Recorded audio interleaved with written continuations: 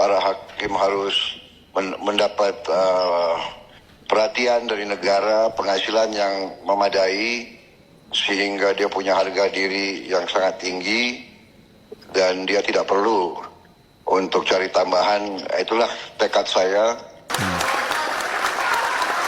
Izin Pak, terima kasih Pak. Saya lanjut mungkin Pak. Terima kasih. Nangis haru ya. Hidup gaji kami saat ini itu bisa jadi kayak uang jajan Rafathar 3 hari. Rafathar itu anak selebgram, anak artis. Memang saya mendapatkan informasi Pak Prabowo, saya akan fokus pada ekonomi, politik selesai sebelum saya naik. Wow. Kira-kira begitu. Saya 2014 butuh waktu 1 sampai 1,5 tahun mengkonsolidasi. Transisi kepemimpinan ini akan berjalan dengan lancar, insya Allah mulus. Presiden Joko Widodo dan Presiden terpilih Prabowo Subianto menikmati makan malam bersama Selasa malam. Saat makan malam bersama, keduanya dikabarkan membahas keberlanjutan sejumlah program pemerintah ke depan. Ada kejadian yang heroik dan mengharukan nih teman-teman. Pada hari Selasa tanggal 8 Oktober ada sebuah audiensi atau dengar pendapat atau dengar keluh kesah lah. Ada solidaritas Hakim Indonesia yang curhat kepada anggota DPR bahwa gaji mereka tuh nggak naik-naik selama ini. Tunjangan juga mampet begitu. Nah ini di tengah curhatan yang begitu emosional, akhirnya Sufmi Dasko ini nelpon langsung presiden terpilih. Tahu nggak? Satu keputusan yang sangat cepat via telepon yang di loudspeaker diperdengarkan ke seluruh ruangan sidang. Prabowo menjanjikan akan menaikkan atau paling tidak menuruti apa yang jadi keinginan para hakim ini. Ini sontak membuat para hakim yang tergabung di Solidaritas Hakim Indonesia ini haru dan menangis histeris begitu.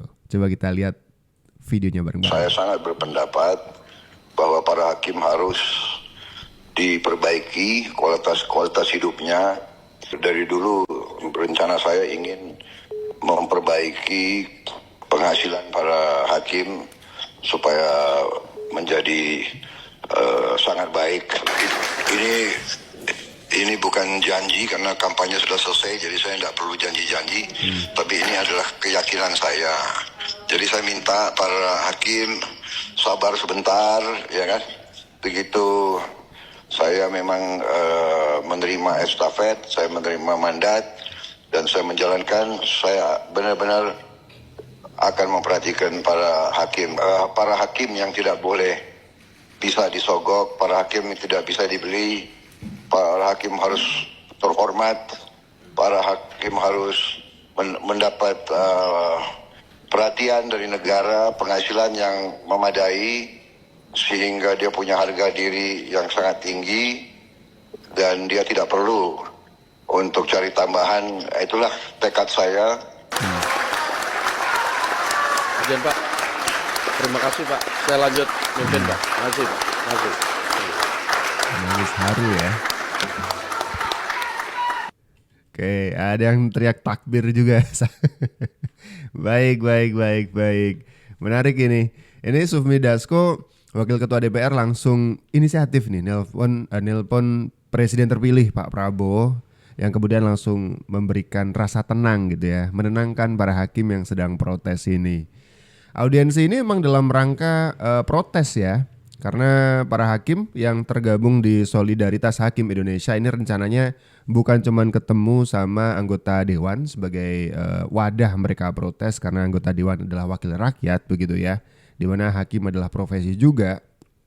Nah kemudian sebenarnya nih para hakim ini juga berencana inisiatif melakukan cuti bersama alias mogok kerja. Rencananya sih itu cuti bersama massal pada tanggal 7 kemarin sampai 11 Oktober.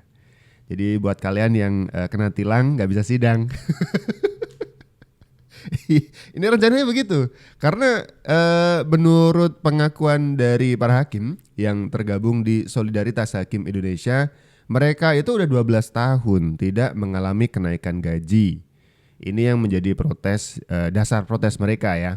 Termasuk juga tunjangan-tunjangan yang menurut mereka itu kurang. Nah ini langsung direspon nih. Untung nih inisiatif Pak Dasko ya. Pak Dasko sebagai Wakil Ketua DPR inisiatif nelpon ke Pak Prabowo. Pak Prabowo, kita punya masalah nih. Dan masalahnya adalah hakim.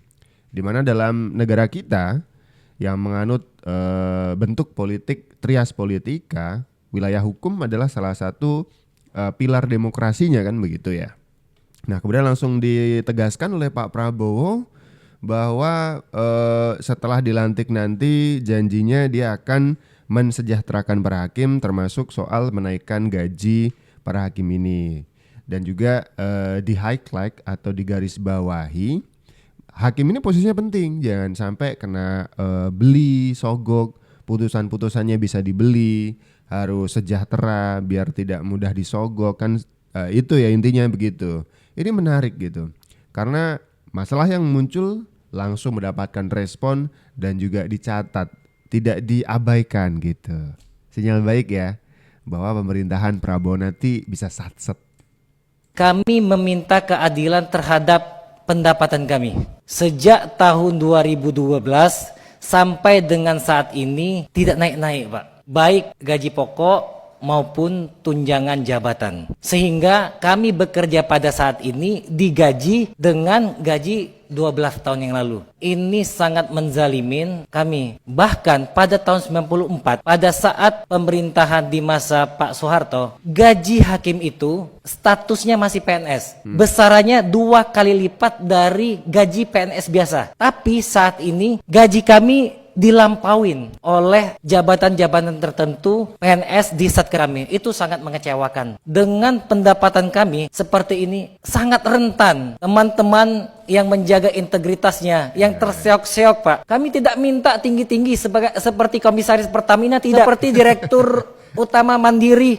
Enggak minta, Pak. Kami kelayakan hidup. Gaji kami saat ini itu bisa jadi kayak uang jajan Rafathar 3 hari. Rafathar itu anak selebgram, anak artis Raffi Ahmad. Bisa jadi seperti itu. Dan kan kami punya tanggungan anak istri. Belum lagi punya tanggungan orang tua dan lain. Oke, asosiasi hakim yang menyampaikan protes ke DPR bahwa gaji mereka itu rendah, tidak menyebutkan rendah ya, tapi paling tidak mereka menyebutkan bahwa 12 tahun tuh nggak ada perubahan kenaikan gaji gitu ya. Ilustrasinya itu mereka menyebutkan gaji mereka 1 bulan itu sama dengan uang jajannya Rafathar. Kena nih, selebgram kena nih.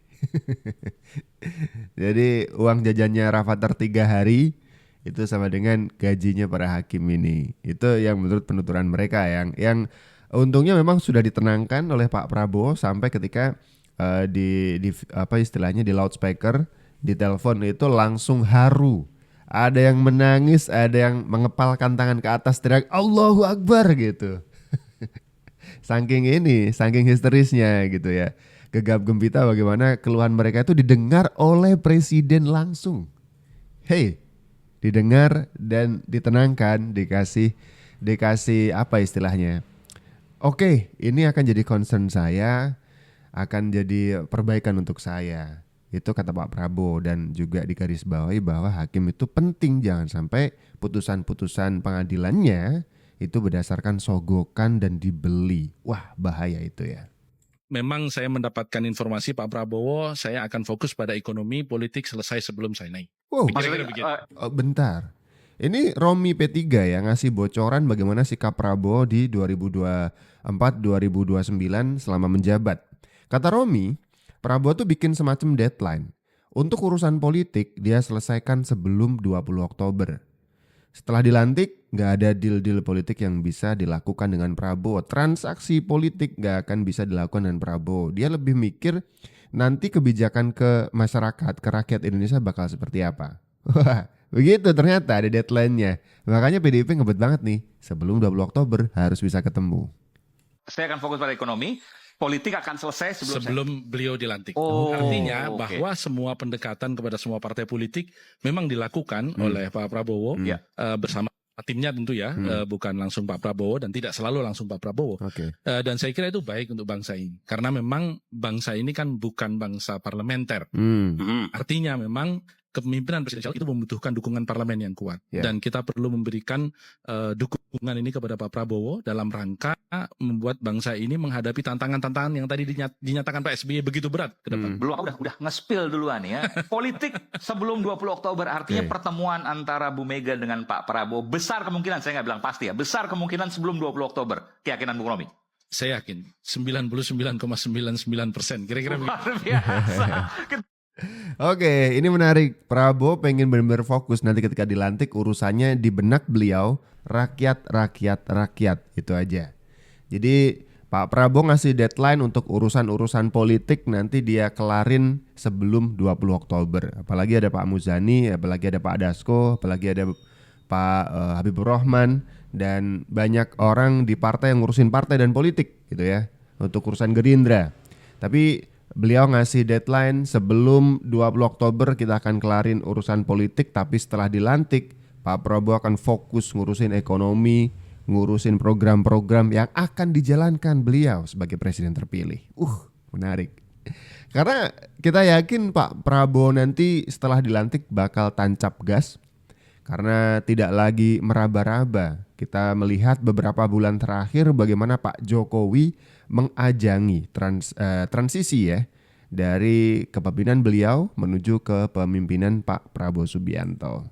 Saya 2014 butuh waktu 1 sampai 1,5 tahun mengkonsolidasi. Transisi kepemimpinan ini akan berjalan dengan lancar, insya Allah mulus, sehingga setelah dilantik Presiden dan seluruh kabinet langsung bisa bekerja dengan cepat. Saya 2014 butuh waktu 1 sampai 1,5 tahun untuk mengkonsolidasi. Artinya 1 sampai 1,5 tahun. Waktu kita hilang karena itu saya sangat senang sekali proses transisi kepemerintahan ini kita harapkan yang tinggal 12 hari berjalan dengan baik. Oke. Ini jadi asuransi untuk Prabowo Subianto bahwa Pak Jokowi ngasih transisi yang mulus nih ke Pak Prabowo. Pak Prabowo tinggal fokus aja, nanti ketika udah start siap tancap gas. Masalah-masalah segera diselesaikan, kemudian program-program baik segera dilaksanakan hingga efeknya bisa langsung terasa kepada masyarakat. Menarik ya? Kita ngerasa optimis gitu loh. Maksud saya itu. Presiden Joko Widodo dan Presiden terpilih Prabowo Subianto menikmati makan malam bersama Selasa malam. Saat makan malam bersama, keduanya dikabarkan membahas keberlanjutan sejumlah program pemerintah ke depan. Kebersamaan makan malam keduanya diunggah di akun Instagram pribadi milik Presiden Jokowi. Tampak Jokowi mengenakan kemeja putih, sementara Prabowo khas dengan kemeja safari berwarna coklat muda. Dalam unggahan itu, Presiden Jokowi menyebut obrolan kedua tokoh bangsa itu berlangsung selama 2 jam. Momen makan malam keduanya dibenarkan oleh Istana. Koordinator Staf Khusus Presiden Ari Dwi Payana mengaku banyak hal yang dibicarakan antara Jokowi dan Prabowo, di antaranya keberlanjutan program pemerintah ke depan.